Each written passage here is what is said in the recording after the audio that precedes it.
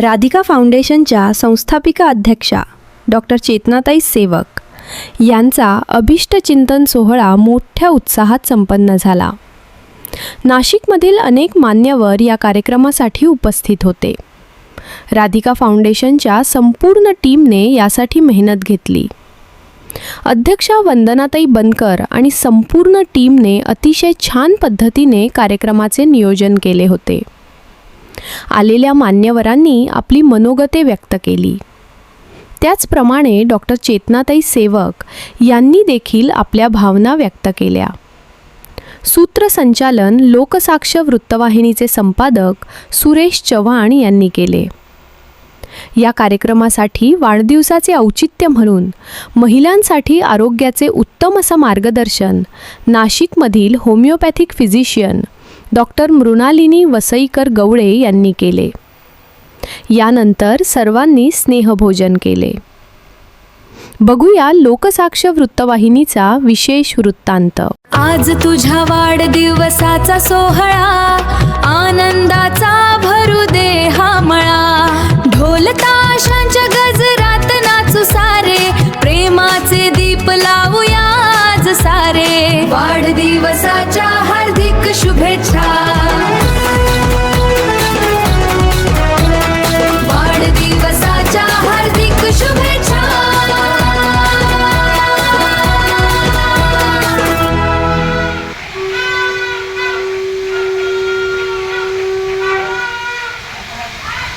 Doctor चेतनाताई सेवक यांचं आगमन झालंय. आज किसका बर्थडे है? अरे वा, सरप्राईज. वाढदिवसाच्या खूप खूप शुभेच्छा.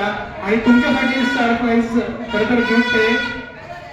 आणि डॉक्टर चेतनाताई सेवक यांचं आगमन झालेलं आहे आणि त्यांना आपण सरप्राईज गिफ्ट म्हणून वाढदिवसाचं हे सगळं सेलिब्रेशन करतोय. खूप खूप शुभेच्छा. Happy birthday to you.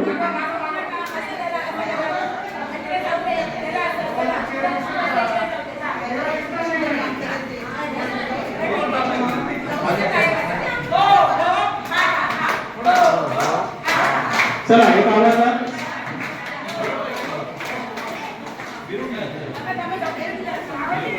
चला स्टेज पर्यंत त्यांना घेऊन या.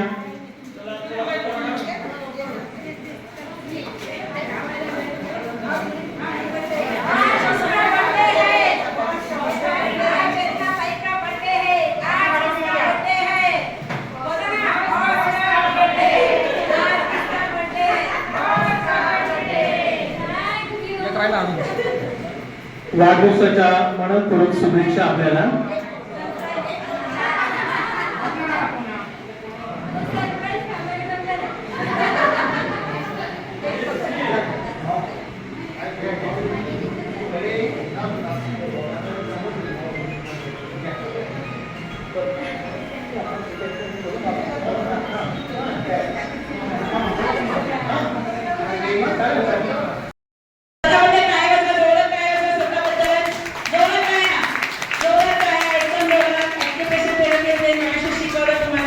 चेतनाताई, तुम्हारा आज का बर्थडे है 55, लेकिन तुम्हारा लग गया 55. खरं तर खूप छान पद्धतीने तुम्ही सगळं आठवण करताय. सो आता आपण पहिले केक कटिंग करून घेऊयात. नंतर सगळ्या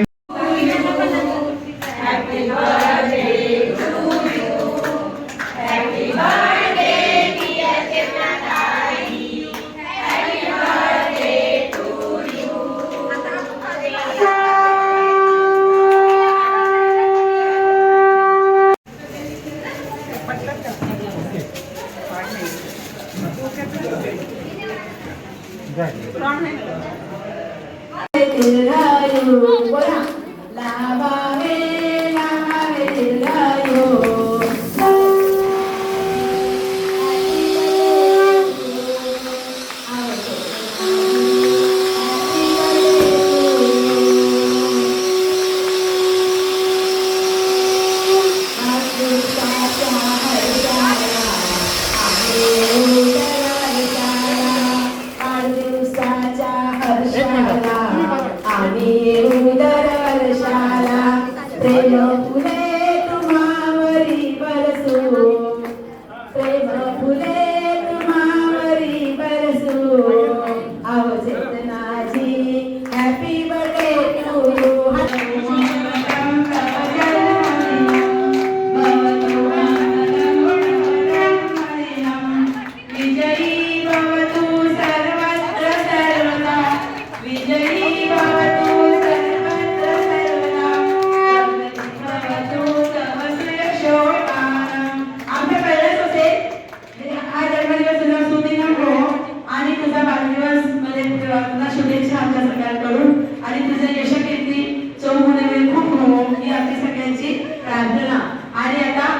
लाभावे लाभावे दीर्घायू. आरोग्य लाभो ही ईश्वर त्याने प्रार्थना करतो आणि थांबतो.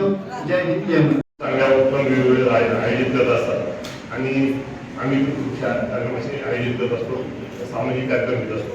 आपल्या सर्वांना त्यांना विनंती होतो.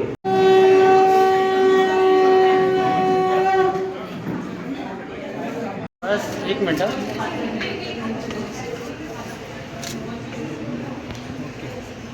सगळ्यात छोट्यात छोटी मोठ्यात मोठी वस्तू गोड मानून घ्या. जे मिळालं ते ओके.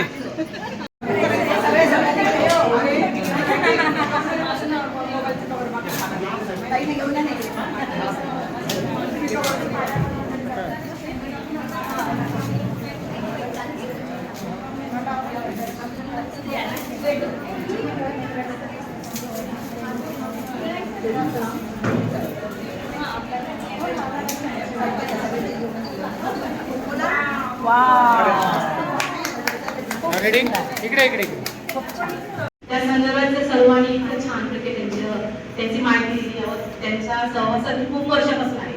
मला हल्ली 1च वर्ष झालेले आहे मॅडम बरोबर. म्हणजे माझी ओळख आहे अर्चना मॅडम मध्ये.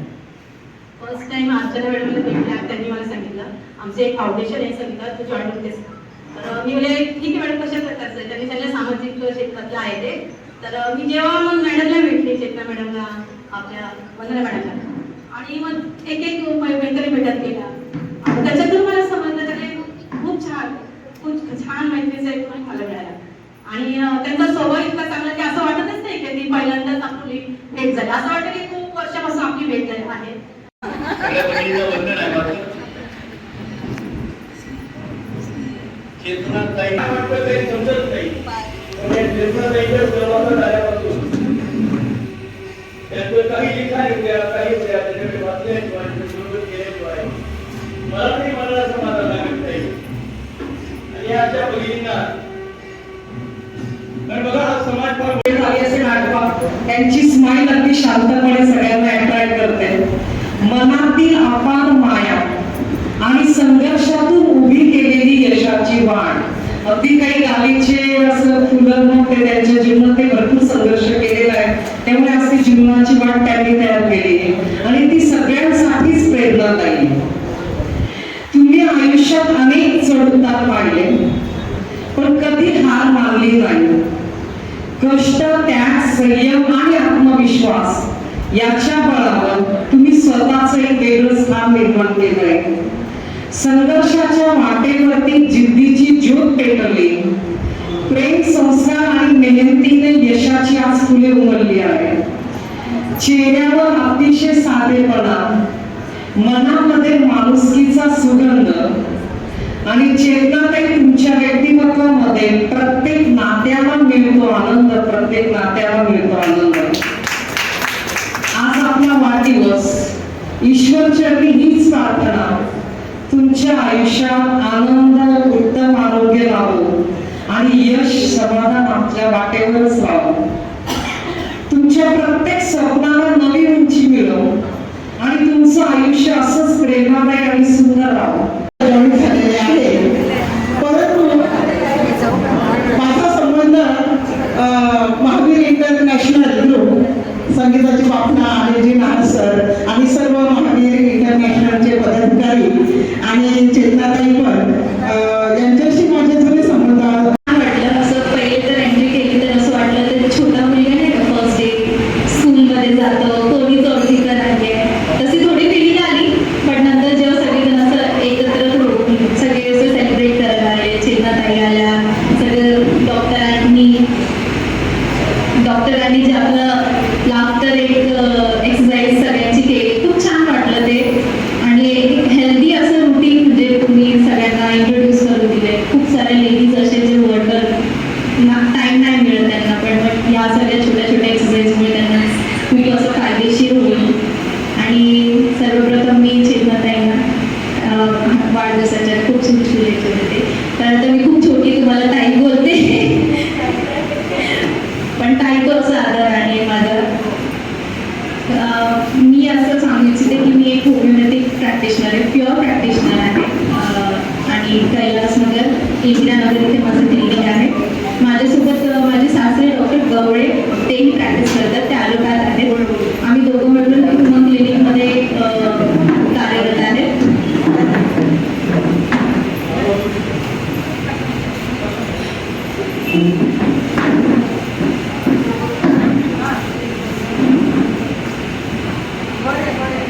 ओके, सो आता राधिका फाउंडेशन बद्दल मला ॲक्च्युली चव्हाण सरांकडनंच कळालं. याआधी मला काहीच आयडिया नव्हती की इथं नाशिकमध्ये किती फाउंडेशन्स आहेत, कसे आहेत. आता वृद्धाश्रमापासून सुरू झाली, वात्सल्य वृद्धाश्रमापासून ओळखी अशा निर्माण होत चालल्या आणि शेवटी आता राधिका फाउंडेशनमध्ये मी आले तेव्हा सगळं कळायला लागले की किती प्रेमळ अशा लेडीज आहेत इथे. सो मला फक्त एवढंच म्हणायचं होतं की आता खूप साऱ्या हेल्थ निग्लेक्ट होत जाते लेडीज, बरोबर. फॅमिली असो किंवा करिअर रेसमध्ये तुम्ही धावपळ करत आहे, तर थोडं कुठेतरी आपलं आरोग्य निग्लेक्ट होत जातं. सो त्या आरोग्याला सांभाळण्यासाठी तुम्ही एक्सरसाइज तर करतातच, जे तुमची धावपळ आहे त्याच्यात मेजर एक्सरसाइज होऊन जाते. बट मेंटली स्ट्रॉंग आणि फिजिकली स्ट्रॉंग होण्यासाठी तुम्ही किती काय करतात, तरी कुठेतरी काहीतरी दुखणे आपले लाईफमध्ये होऊन जाते. स्वतः काहीतरी गृहिणी आहेत, तर त्यांचं काम म्हणजे फुल टाइम जॉब असतो, बरोबर. फुल टाइम जॉब असतो, बट असं होतं की त्यांचं सगळ्यांचं फॅमिलीचं बघता बघता आपल्याकडे थोडंसं दुर्लक्ष होऊन जातं. काही जॉबवाल्या लेडीज आहेत त्यांना सुद्धा असं होऊन जातं की घर आणि जॉब किती आपण सांभाळणार, किती काय करणार. सो असं होऊन जातं. त्याच्यामुळे मी असं एक छोटंसं आरोग्यासाठी एक असं हे केलेलं आहे की फिमेल आणि त्यांचे रिलेटेड जितके पण आजार आहेत त्यांच्यासाठी प्युअर होमिओपॅथिक प्रॅक्टिस करते मी. ते म्हणजे माझं एक स्पेशालिटी आहे. सरांनी माझा इंटरव्ह्यू देखील घेतलेला आहे, त्याच्यात मी सगळं मेन्शन केलेलं आहे. सो तुमच्या तर्फे जर ते थोडंसं इथपर्यंत पोहोचलं की सगळ्यांनी एक आवर्जून बघावं. त्याच्यात मी खूप डीपमध्ये एक्सप्लेन केलेलं आहे. अशा आमच्या सहकारी चेतनाताई सेवक इथे उपस्थित, येवला आसनगाव मतदारसंघाचे आमदार आदरणीय कल्याणबाबू पाटील, आमच्या निफाड नगरपंचायतचे नगरसेवक जावेदभाई, उपस्थित सर्वच आपण राधिका फाउंडेशनचे सक्रिय सभासद आणि चेतनाताईवर प्रेम करणारे. आज ताईंचा 55वा वाढदिवस. मी सगळ्यात पहिले तर त्यांना त्यांच्या या 55वा वाढदिवसानिमित्त मनपूर्वक अशा शुभेच्छा देतो आणि आपल्या सर्वांना आपल्या राधिका फाउंडेशनच्या 13व्या वर्धापन दिनाच्या हार्दिक अशा शुभेच्छा देतो. आज इतकं व्यस्त शेड्यूल असताना सुद्धा आताच रस्त्याने पण बापू बोलले की आज खूप लग्न आणि कार्यक्रम आहे, पण एवढ्या सगळ्या या व्यस्त शेड्यूल मधून सुद्धा आज आपल्या या सत्कार मोंडीच्या कार्यक्रमासाठी आवर्जून यायचं कारण असं की आमच्या गावातील, आमच्या गल्लीतील, आमच्या सोबतीने मोठ्या झालेल्या, बरोबरच आम्ही खेळ बागडलेल्या अशा या आमच्या सरकारी चेतनाताई यांचा आज 55वा वाढदिवस नाशिक सारख्या या शहरात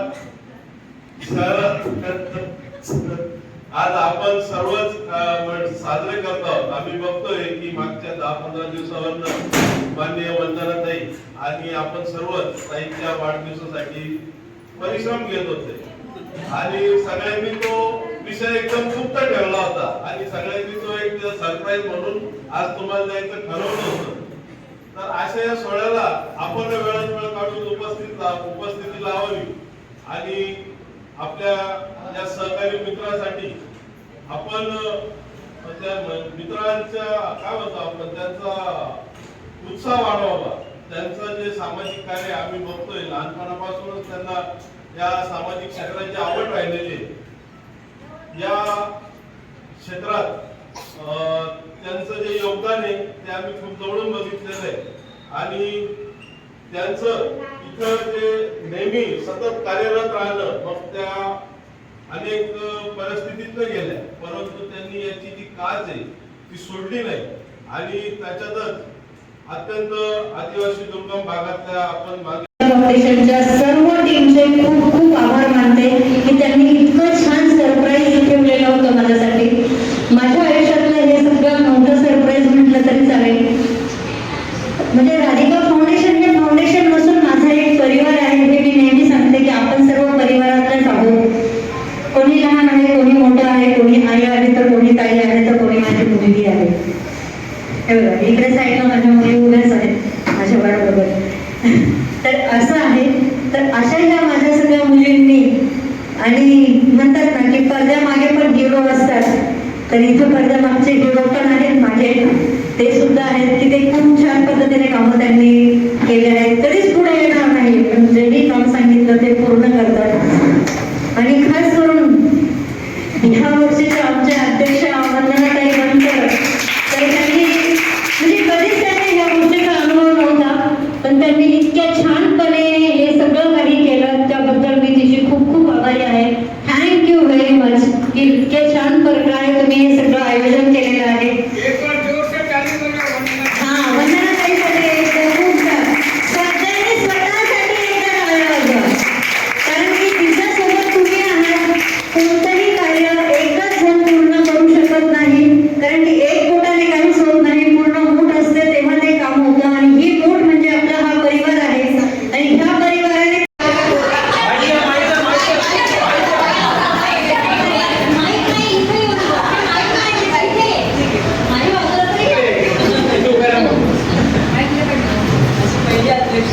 फक्त माझी इच्छा व्यक्त केली आणि सर्वांनी मला साथ दिली.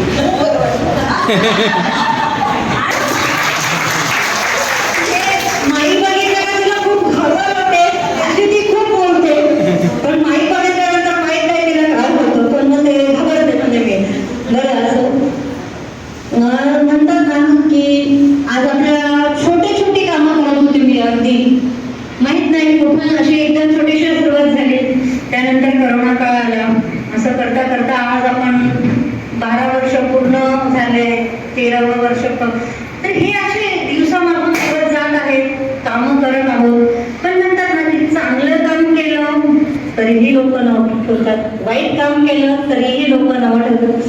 हा ती चांगलं काम करते, म्हणजे तिला कुठेतरी पुढे जायचं असेल म्हणून ती चांगलं करते. पण तसं नाही आहे. आपण समाजसेवा करतो आहे. आपलं ब्रीदवाक्यच आहे, कार्य हीच आपली ओळख. आपल्याला कशाने ओळखायला पाहिजे? आपल्या नावाने. आपण जिथे उभे आहोत ना, आपल्या नावाने आपल्याला कोणीच ओळखायचं नाही आहे की मी सांगेल की मी चेतनाताई सेवक आहे, राधिका फाउंडेशनची संस्थापिका आहे, असं मला कोणीच पाहिजे नाही आहे. त्यांनी मला सांगायला पाहिजे हो तुम्ही चेतनाताई आहात का राधिका फाउंडेशनच्या, तर आपल्या कार्य आपल्याला ओळख करायचं आहे.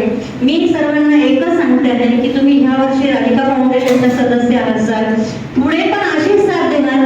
पण यदा कदाचित तुम्ही राधिका फाउंडेशन सोडलं आणि दुसऱ्या काही कुठे गेल्यात, तर रस्त्याने जाता जाता एखादा व्यक्ती जरी गरीब दिसला तर आपल्या पर्समध्ये जर 2 चॉकलेट असतील तर एक आपल्या मुलासाठी ठेवा आणि एक त्यांच्या मुलासाठी ठेवा. कारण की जितका प्रिय आपल्याला आपला मुलगा आहे तितकाच तो सुद्धा आहे. तुम्ही माझी आणि वंदनाची जर पर्स बघितली असेल, आता सुद्धा माझी पर्स जर खोलली तर त्याच्यात नक्कीच तुम्हाला चॉकलेट बिस्किट सापडतील. का तर आम्ही रस्त्याने चालत जातो तर आपल्याला आवडतं ना, मग त्या आपल्या मुलांना आपण खूप छान छान पद्धतीचे 100 रुपयाचे कॅडबरीचे सेलिब्रेशन घेऊन देतो. तर त्यांना 1 रुपयाचं चॉकलेट दिल्याने प्रॉब्लेम आहे का? नाही आहे. 1 रुपया आपण असं जर देवच्या पूजेत ठेवतो तर ते लोट्यातलं पाणी आपण जेव्हा तुळशीत टाकतो तर तो 1 रुपया तुळशीमध्येच जातो, तो मातीत गेला असं समजायला हरकत नाही. तर तोच 1 रुपया जर आपण साठवून ठेवला, असे 1-1 रुपये करत गेलो तर आपण कोणाला तरी काहीतरी करू शकतो. 1-1 रुपया बाजूला ठेवा आणि 365 दिवसाचे जर 365 रुपये साचले तर एक विद्यार्थी 365 रुपयाच्या वह्या वापरतो आणि त्याचं वर्षाचं शिक्षण पूर्ण होतं. हेच मला आज सांगायचं होतं तुम्हाला. कारण की आपण जेव्हा शिक्षण घेतो शाळेतनं वह्या मिळत नाही, शाळेतनं फक्त पुस्तकं मिळतात. तर वह्या आपण दरवर्षी आतापर्यंत आपण 2200 ते 2500 मुलांना वह्या पुस्तकं देत आहोत.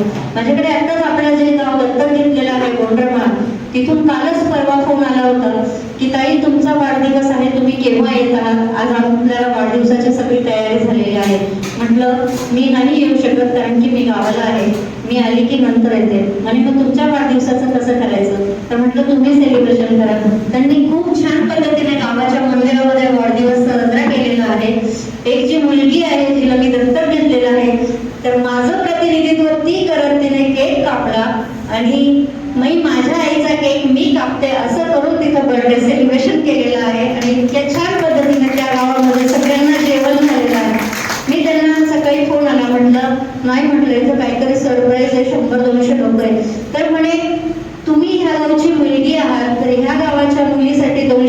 लोकांचं जेवण काय मी 500 लोकांचं जेवण अरेंज करू म्हणे आम्ही गावातले, तुम्ही 200च्या 200 लोक इकडे या. म्हणजे बघा, फक्त छोटीशी वस्ती आहे, हातावर जे कामं करणारे लोक आहेत, पण मान का देतात? तर मान आपल्याला हा मिळवावा लागतो. तर हा मान कसा मिळवावा? आता संगीताताई बापणे ह्या आता गेल्या, त्यांनी सांगून गेल्या की इगो नाही आहे. तर इगो माणसामध्ये नसावा. आपल्या सगळ्यांकडे पैसा आहे, सगळ्या गोष्टी आहेत, पण लक्ष्मी इतकी चंचल आहे की आज आहे उद्या नाही. राजा का रंग कब बन जाता है किसी को भी पता नहीं चलता है, और रंग का राजा कब बन जाए उसे भी पता नहीं होता है. तर अशा प्रकारे पैशांचा इगो तर कधीच कोणी करू नका. ज्यात आहे त्यात समाधानी माना. माझ्या मैत्रिणीने जर स्कॉर्पिओ घेतली तर मी अजून दुसरी काही घ्यायची या भानगडीत पडू नका. आपल्या पद्धतीत जे चाललं आहे, आपल्याला 2 वेळचं जेवण छान मिळतं आहे आपल्या घरात, तर ते करा. एकदा तुम्ही सगळ्यांनी माझ्यासोबत बोंडरं माळला चला.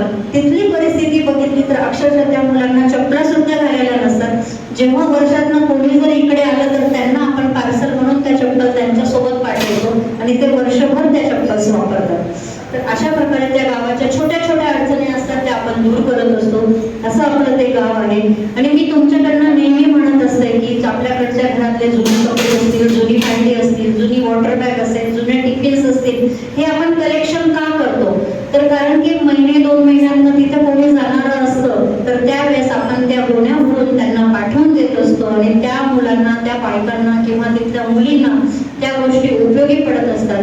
तर आज मी परत एकदा आव्हान करते प्रत्येकाला की आपल्या घरामध्ये आपण काय करतो, एकदा ड्रेस घातला की तो जर कुठेतरी कलर डाऊन झाला आहे, कुठेतरी फिटिंगला प्रॉब्लेम आला आहे, किंवा परत तिच्याकडे आहे त्याच्यामुळे तो मी वेअर करणार नाही, अशा खूप काही गोष्टी होतात. एकदा साडी घातली परत तिला घालायची नाही. तर त्या तशा जर काही तुमच्याकडे असतील तर आपल्या ऑफिसमध्ये आणून जमा करा. आपण आपल्या तिथल्या गावांना देऊया. आपल्याकडे 5 पाडे दत्तक आहेत. आपण एकाच पाड्यापुरते मर्यादित नाही आहोत, तर आपण 5ही पाड्यांना देतात. आणि आता परत मी दरवर्षी जसं आव्हान करते तसं ह्या वर्षी परत एकदा आव्हान करते आहे की आपल्या घरामध्ये इलेक्ट्रिक वस्तू असतात. जसं की आपण आपल्या कीबोर्डची वायर कुठेतरी तुटून जाते, आपण कीबोर्ड तो साईडला ठेवून जातो.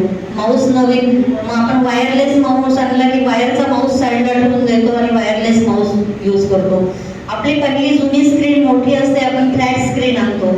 मग सीपीयू मोठा होतो तर आपण फ्लॅट मधला सीपीयू घेतो. तर अशा काही जुन्या जर तुमच्याकडे कलेक्शन असतील, जुनी इस्त्री असते, नवीन आणली, मग पहिली जड होती, आपण हलकी इस्त्री आणूया, कारण की इस्त्री करताना वजन कमी लागायला, आपल्याला त्रास नको व्हायला. अशा प्रकारच्या काही वस्तू असतील तर त्या सुद्धा आपण ऑफिसला द्या. आपण त्या सुद्धा तिथे देऊया, म्हणजे त्या समोरच्यांना आपल्याला